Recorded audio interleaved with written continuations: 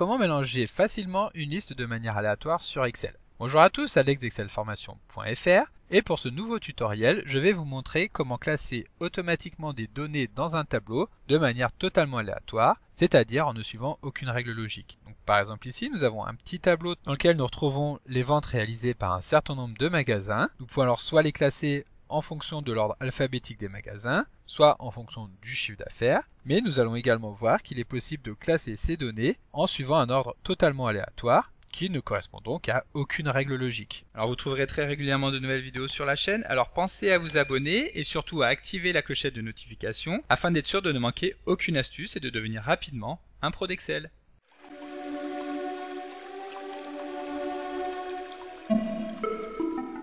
Alors comme d'habitude, si vous voulez être sûr de bien comprendre tout ce que nous allons voir dans le cadre de cette vidéo, vous pouvez télécharger le support de ce tutoriel ainsi que son corrigé en suivant le lien disponible dans la description de la vidéo, ce qui vous permettra de réaliser les opérations en même temps que moi pour bien assimiler toutes les notions que nous allons voir dans cette vidéo. Alors comme nous l'avons vu dans l'introduction de cette vidéo, nous allons voir comment mettre en place un tri aléatoire sur un tableau Excel. Mais tout d'abord, revenons rapidement sur les différentes méthodes qui permettent d'effectuer un tri, donc sur un tableau Excel. Pour cela, nous allons donc utiliser le petit tableau que nous avons ici à l'écran, qui reprend les ventes annuelles des différents magasins d'une grande chaîne. La méthode la plus classique pour trier ces données consiste à sélectionner l'une des cellules de la colonne sur laquelle nous souhaitons effectuer le tri. Donc par exemple, si nous voulons classer les magasins par ordre alphabétique, nous sélectionnons n'importe lequel de ces magasins, puis nous nous rendons dans le menu Données du ruban, et ensuite dans le groupe Trier et filtrer, nous cliquons sur le petit bouton AZ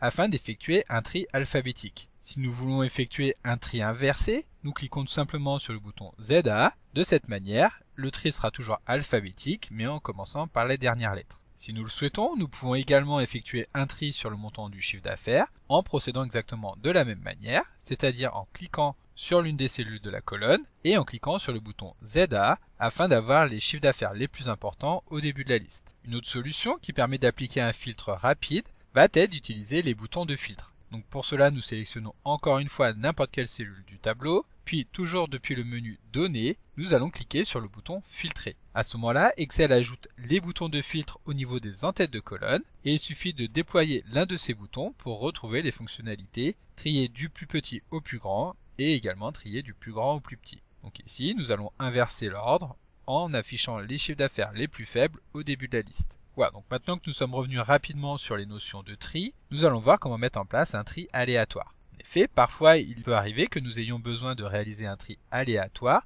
pour que les données soient classées en ne suivant aucune règle particulière. Et malheureusement, étant donné qu'il n'existe aucune fonction intégrée à Excel qui permette de réaliser directement cette opération, nous allons devoir procéder en suivant plusieurs étapes. En effet, la technique que nous allons découvrir va consister à ajouter une nouvelle colonne à la fin du tableau, donc une troisième colonne dans le cas présent, dans laquelle nous allons insérer des nombres aléatoires en utilisant la fonction aléa et ensuite nous allons utiliser cette colonne comme critère de tri du tableau. Donc pour insérer la nouvelle colonne, nous allons tout simplement saisir un en-tête, donc par exemple tri, puis nous allons utiliser la fonction aléa qui permet, comme nous avons déjà eu l'occasion de le découvrir dans la vidéo dédiée à cette fonction, de générer un nombre aléatoire compris entre 0 et 1.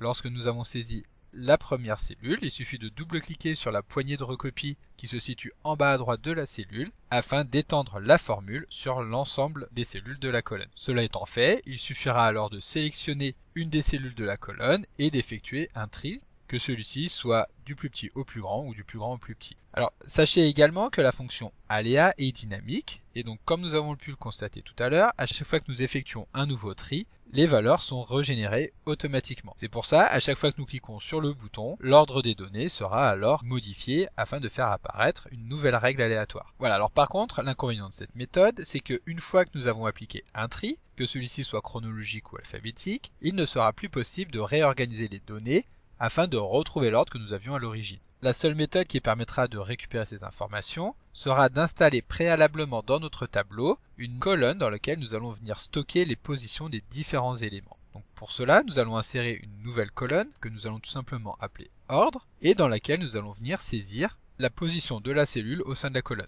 Par exemple ici, la première colonne est la colonne 1, puis nous avons la colonne 2 et ainsi de suite. Alors pour gagner du temps, nous pouvons sélectionner les deux éléments que nous venons de saisir et double-cliquer une fois de plus sur la poignée de recopie afin qu'Excel complète la liste automatiquement. Ensuite, nous pouvons modifier l'ordre de notre tableau, donc en procédant comme nous l'avons vu tout à l'heure, ce qui fait que la colonne ordre ne sera plus classée de manière chronologique comme précédemment, mais il suffira tout simplement de réappliquer un tri sur cette colonne pour récupérer l'ordre tel que nous l'avions juste avant, avec Tokyo en premier, suivi de Bordeaux et de Nantes. Voilà, donc maintenant que nous avons mis en place notre tri aléatoire, si celui-ci nous convient, nous pouvons supprimer la colonne tri qui ne nous est plus utile. Pour cela, nous la sélectionnons et nous effectuons un clic droit afin de choisir supprimer, ce qui aura pour effet de supprimer la colonne de notre feuille de calcul.